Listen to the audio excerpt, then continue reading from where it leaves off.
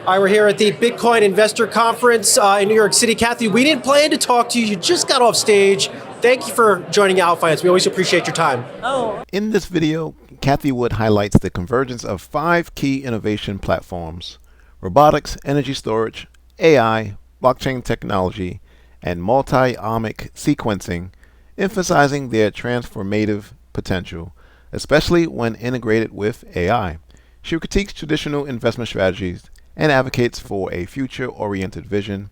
She also expresses bullish sentiments on Tesla, particularly regarding the launch of its low-cost EV and autonomous robot taxi service, predicting significant demand and safety advancements in the evolving landscape of AI-driven transportation. Those 5 platforms involve 15 technologies, and they are converging and creating really explosive growth opportunities powered by AI. Now, AI is accelerating the rate of change of everything. And everyone, one of our mantras is get on the right side of change. And we give our research away because we want people to understand how their lives are going to change, how their children, their grandchildren, how their lives are going, how their grandparents' lives are going to change with autonomous mobility, right? So just trying to help people understand that. And then when we say powered by AI, we're going to have both from a personal point of view and a professional point of view, agents working for us, digital agents, right?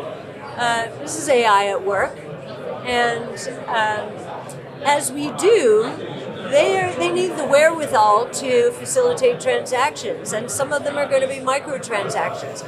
Guess what's going to be involved?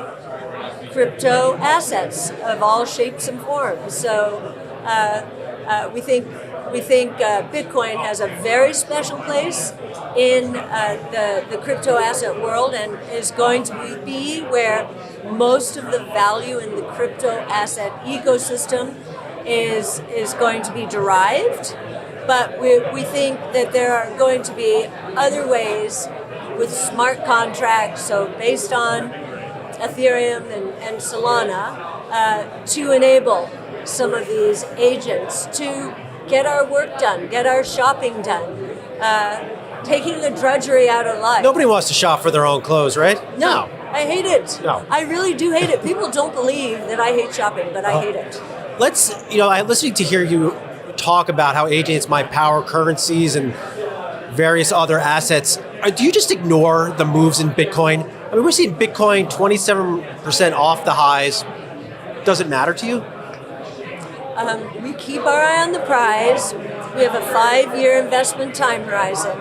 And if you look at the 3-year rolling average of Bitcoin's price movements, Bitcoin's appreciation, it has always been up on a year-to-year basis. So you take 3 years, average them, and then you're into the next year, you average the last 3. That has been going up every year.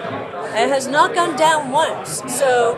And if you look at some of the more traditional financial indicators, Sharpe ratios, Taking me back to my CFA books. There you go. With the Sharpe ratios. You'll see what a fabulous asset it has been over time.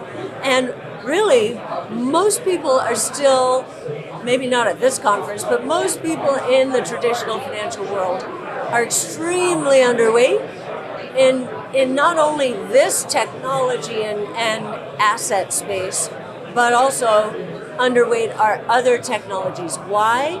Because we live in a world, especially since the tech and telecom bust in 2000, and even more so 2008, 2009, where people are scared to invest. They want someone to hold their hand, and that hand holding is called either passive investing or benchmark sensitive investing. And so those benchmarks typically don't hold our names.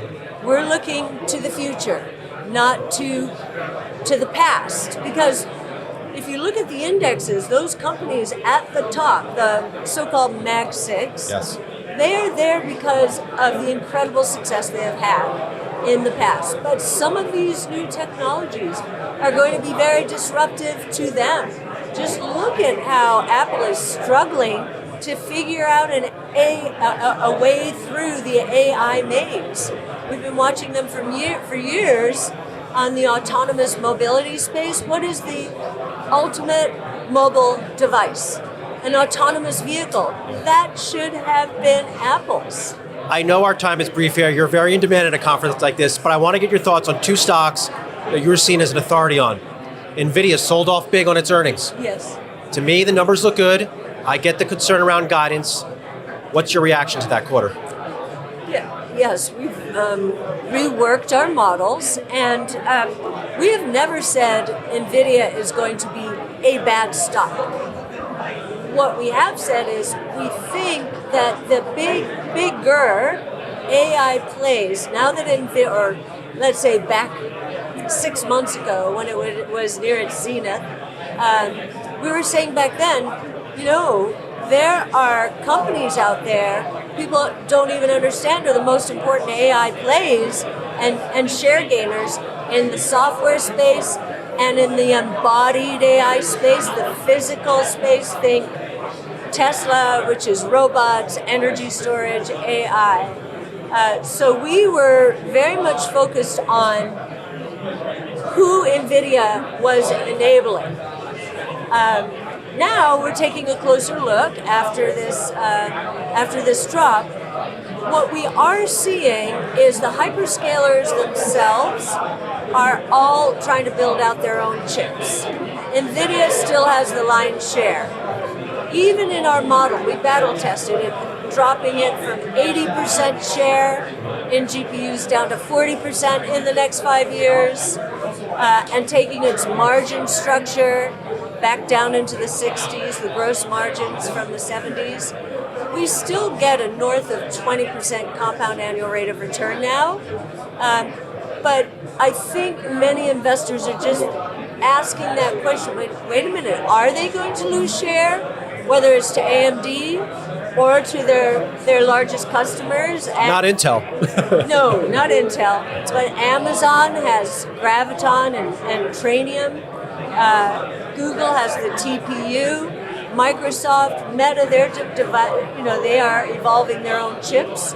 So this market won't be Nvidia's alone, but all praise to Nvidia for the incredible opportunities it has created. It really got the AI revolution going, and we think it's still going to play a mighty role. We do own it in many of our funds. So Nvidia to you is still a growth stock? Yes. Still a growth stock. Lastly, before we let you go, Tesla.